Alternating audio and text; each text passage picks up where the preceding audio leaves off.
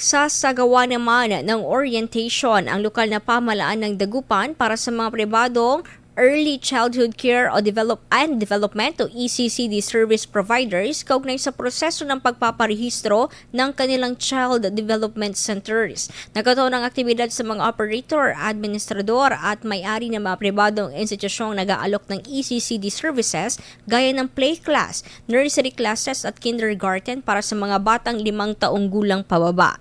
Ayon sa City Social Welfare and Development Office, layunin ng orientation ay paliwanag ang makinakailangang proseso sa ilalim ng Republic Act 12199 o ang ECCD Systems Act. Nakatakda itong isagawa sa May 29 sa Teen Center sa May Bonifacio Street, Dagupan City. Hinikayat naman ng CSWDO ang mga pribadong ECCD providers na magparehistro upang matiyak ang pagsunod sa tinakdang pamantayan para sa early childhood care and development services.